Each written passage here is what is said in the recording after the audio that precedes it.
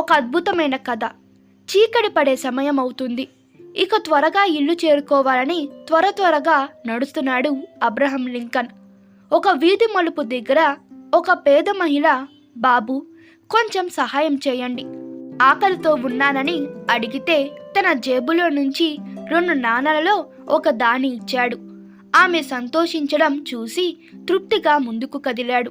4 కిలోమీటర్లు నడిచాక ఇల్లు వచ్చింది. దీపపు వెలుతురులో చూస్తే తన పొరపాటు తెలిసింది. ఎందుకంటే మధ్యాహ్నమే చూసుకున్నాడు, అందులో ఒక నాణ్యం చెల్లదని. సాయంత్రం చీకటి పడుతున్న సమయంలో ఆ విషయం మరచి చెల్లని నాణ్యాన్ని ముసలి భిక్షకర్తకు ఇచ్చాడు. ఎంత పొరపాటు చేశాను అనుకొని ఆమె దగ్గరికి తిరిగి వెళ్ళి మంచి నాణ్యాన్ని ఇచ్చి క్షమాపణ చెప్పి చెల్లని నాణ్యాన్ని తిరిగి తెచ్చుకోవాలని అనుకున్నాడు. ఇంతలో మబ్బులు కమ్మి వర్షం పడే సూచనలు కనిపించాయి. అయినా లింకన్ బయలుదేరాడు. వర్షం కురిసి తాను తడవకుండా ఉండాలని ఆయన కోరుకోలేదు.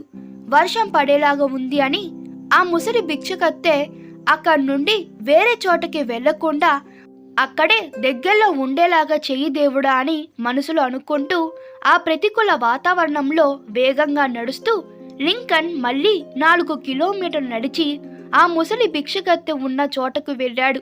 ఆమె దగ్గరలో మూసి ఉన్న ఒక దుకాణపు మెట్లు మీద కూర్చొని కనిపించింది.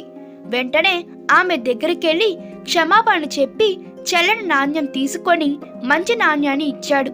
అయ్యో, మంచి నాణ్యం ఇవ్వడానికి మళ్ళీ వచ్చావా?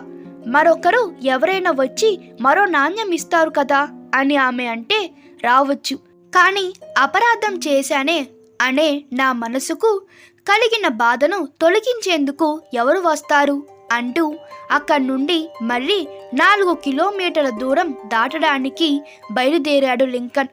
మహాపురుషుడైన వ్యక్తి తన అంతరాత్మకు చీకట్లో కూడా జవాబుదారీగా ఉంటాడు.